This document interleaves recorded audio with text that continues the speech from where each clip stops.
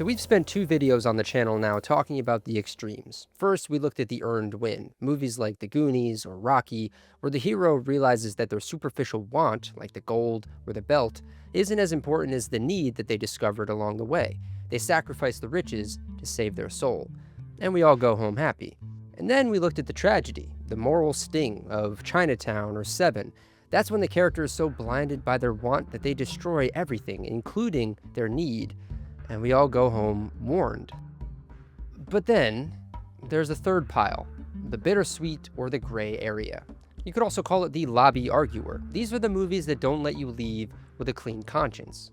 You see, in a gray area ending, the want and the need are sort of in a dead heat. Sometimes the hero gets exactly what they wanted, the fame, the money, the empire, but they realize too late that they had to kill the thing that they needed to get it. They win the game, but they lose the person that they were when they started. Think Whiplash or The Social Network. And then there are other times where they get what they needed, like the growth, the maturity, the grace, but they have to leave the thing that they wanted behind in the wreckage. Think Casablanca or La La Land. It's not a restoration of order like we talked about in part 1, and it's not a total crash like we talked about in part 2, it's a transaction. And the reason we keep talking about movies like Inception or The Graduate years later is because we're still trying to decide if the hero got a good deal. Now, something to note is that the gray area isn't some modern invention from the cynical 70s. It's actually a craft that was forged in the cracks of the old Hollywood system. From 1934 to 1968, Hollywood lived under the Hays Code, a strict set of moral rules that basically mandated a restoration of order. Evil had to be punished, good had to be rewarded, and you couldn't just have a character walk off into the sunset with a suitcase full of stolen cash. But writers are clever. They realized that if they couldn't give the audience a tragedy, they could give them a trade-off. Look at Billy Wilder's The Apartment. By the rules of the time, it's a happy ending. Baxter quits his corporate job and finally gets the girl, but look at the vibe. He's unemployed, she's recovering from a suicide attempt, and they're both emotionally exhausted from a system that chewed them up. They got what they needed, each other, but the cost was their security and their innocence. The final line isn't "I love you," it's "shut up and deal." It satisfied the censors because it was a win, but it resonated with the audiences because it felt like a real, complicated trade. After World War II, filmmakers in Italy and France started looking at the world and realized that happy and sad didn't cut it anymore. They gave us Italian neorealism and the French New Wave. Movies like The Bicycle Thief or The 400 Blows didn't have traditional endings. They sent a shockwave through the American system. It told writers, you don't have to resolve the success-cost matrix. You could just present it and let the audience live in the discomfort. And by the late 60s, the code collapsed. The blanket was gone and the gray area became the new standard. This is when we get The Graduate in 67, or how about Butch Cassidy and the Sundance Kid? They're surrounded, they're going to die, but the movie ends on a freeze frame of them mid-charge. It's a success because they never surrendered, but a cost because we know they're about to be wiped out. And this is where the gray area became an art form. It wasn't about following rules anymore. It was about being honest. It was about acknowledging that sometimes the only way to win is to lose a piece of yourself. Now, to understand the gray area ending, we have to stop looking at movies as win or loss and start looking at them as transactions. Every ending has a price tag. It's called the success cost matrix for a reason. Think of it like this. If you have high success and low cost, that's your happy ending. You got the gold and you kept your soul. Now, if you have a low success and high cost, that's your tragedy. You lost the fight and you lost yourself. But the gray area, that lives in the trade-off. It's when one of those sliders is pinned to the ceiling and the other is dragging on the floor. Now, there's a specific word for that, and you usually hear it in history books: poignancy. It's that sharp, stinging realization that to get something great, you have to leave something essential behind in the rear view. Now, first, let's look at a fancy word, a Pyrrhic victory, or a hollow win. This is when the hero achieves their want, they get the trophy, the empire, the standing ovation, whatever. But the cost to their need is so high that the victory kind of tastes like ash. Take The Social Network, for example. Mark gets exactly what he wanted. He built the biggest empire on Earth. He's the youngest billionaire in history. Success? For sure, 10 out of 10. But the cost? He lost every friend that he ever had. He's sitting alone in a room, desperately trying to connect with the one girl who wants nothing to do with him. He won the world, sure, but he lost the ability to live in it. Or how about we look at what is, in my view, the king of the hollow win, Whiplash. When Andrew Neiman hits that final symbol, he has achieved his want. He is a great one like Charlie Parker. But look at his face. He hasn't beaten the monster. He's become the monster's masterpiece. He won jazz, but he lost his humanity. So, writing tip, for a hollow win to stick, the cost has to be something that the audience values more than the success. If we don't care about the hero's soul, the ending is just a happy ending. We have to feel the weight of what has been traded.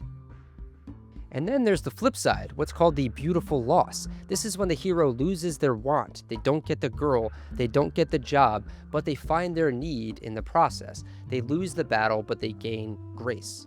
La La Land is an ultimate example of this. If it were a standard happy ending, they'd be married and successful. If it were a tragedy, they'd both be failures, but instead, they both get their careers, but they lose each other. The final nod in the jazz club, that's them acknowledging the trade. The success was the dream, the cost was the relationship. It hurts, but it's beautiful because they wouldn't have reached the dream without the relationship that they lost. This ending works because it feels true, because in the real world, every yes comes with a no. Every gain is a subtraction. Now, we have to talk about the Schrodinger's cat of the success cost matrix, the ambiguous ending. And let's be real for a second. For a lot of people, this is where they check out. I've had this argument 1,000 times. There's a segment of the audience and a lot of writers who think an ambiguous ending is a total cop-out. They'll tell you that if a filmmaker doesn't give you a clear yes or a clear no, they haven't made a statement. They haven't said anything. They're just shrug-eyeing you and saying, hey, the world is complex and unknowable, man. and look, I get it. When you put 2 hours of your life into a story, being told maybe it worked, maybe it didn't, can feel like the writer just didn't finish the script. It feels like they're dodging the bill. But if we look at films that do this, the best ambiguous endings aren't avoiding a statement, they're making a demand. They aren't saying the world is unknowable. They're asking you specifically, what do you value? Take Inception, for example. Everyone obsesses over whether the top falls. But look at Cobb. He doesn't look back. Christopher Nolan isn't being lazy by not showing the top fall. He's making a definitive statement about the character.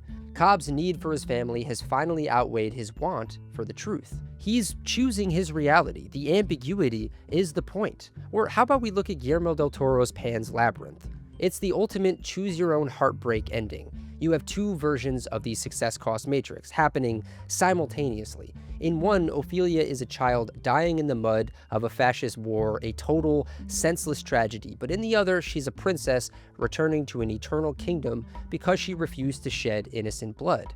Del Toro isn't confirming the fantasy to give you a happy ending. He leaves it ambiguous to ask you a brutal question. Is a beautiful lie worth more than a miserable truth? If the magic is real, Ophelia's death is a triumph. If it's just a dying girl's hallucination, it's a soul-crushing defeat. By refusing to tip the scales, the movie isn't being vague. It's forcing you to decide if success is something that happens in the physical world or if it's something that we have to invent for ourselves just to survive the darkness. Or, okay, I got another one. Let's look at the frozen stalemate of John Carpenter's The Thing. Two men sitting in the ruins, waiting to die. If Carpenter shows us that they're both human, it's a beautiful loss. They died to save the world. Success. But if one of them is the alien, then the success is a lie. The Thing just goes into deep freeze, waiting for the rescue team to arrive so it can start the invasion all over again. By leaving it open, Carpenter forces you to sit in that paranoia. The ending isn't about the biology of the alien, it's about the total collapse of human trust. That is a much louder statement than a simple the hero won or the alien won, and you can't talk about ambiguity without the bus ride in The Graduate. They've done it. Ben successfully crashed the wedding, they escaped the suburbs, they got what they wanted. For the first 10 seconds, they're cheering, but then the camera lingers, you see the adrenaline fade and the reality set in. Their faces go from we did it to now what? The success was the escape. The cost is the terrifying realization that they now have to plan for the rest of their lives. And this is the writer's puzzle. Do you end it clean to make a point, or do you leave it open to create a feeling? When a writer ends a movie conclusively, like The Mist or The Goonies, they're giving you a map. They're telling you exactly where the story landed. But when they leave it ambiguous, they're giving you a mirror. The cop-out happens when a writer is just indecisive, but the masterstroke happens when the writer realizes the most powerful version of the story is the one that continues to play out in the audience's head. If I tell you he was dreaming, you think about it for 5 seconds. If I don't tell you, you think about it for 10 years. The goal isn't to be mysterious, the goal is to be unforgettable. So, writing tip, if you're going to use this tool, don't leave the ending blank. Leave it balanced. Give the audience 2 specific, conflicting versions of the success cost matrix. If both versions are equally supported by the story, you haven't copped out. You've just turned the movie into a living document. So we've dissected the body of work, and what we're left with isn't a best or a worst type of ending. We're left with a toolkit. We need the earned win. We need that gold card. Like we talked about in part 1, a happy ending, when it's earned, isn't a lie. It's a reminder. It's the story's way of proving that order can be restored and that choosing to do the right thing can actually result in a better world. Without movies like Liar Liar or The Fall, we'd forget how to hope. And we need the tragedy. We need the warning. Like we saw in part 2, those moral stings aren't there to be mean-spirited. They're there to be honest about the cost of our own flaws. They respect us enough to show us the edge of the cliff before we walk off it. Without Chinatown or Seven, we'd forget how to be careful. But then we have the gray area, the in-between, and this isn't better than the others. It's just the one that maps most closely to the math of our own lives. It's the one that acknowledges that every gain comes with a subtraction. And I always go back to Stand By Me. It's the perfect closing argument for the gray area. The success in Stand By Me wasn't the body. It wasn't even friendship lasting forever. The success was that for one summer, they felt everything. The cost was the inevitable march of time. But the trade-off was a life worth writing about. As the line goes, I never had any friends later like the ones I had when I was 12. Jesus, does anyone? And it's sad, yeah, but it's also incredibly uplifting. It tells us that even if the friendship doesn't last forever, and even if life gets messy later on, the fact that it happened at all makes the cost worth it. It's not a lie, and it's not a warning. It's just, I don't know, the truth. A filmmaker's job isn't to give you the ending that you want. It's to give you the ending that the story deserves. Whether that's a medal ceremony, or a head in the box, or a long bus ride to an uncertain future. If it makes you feel more alive when you walk into the lobby, then the movie did its job.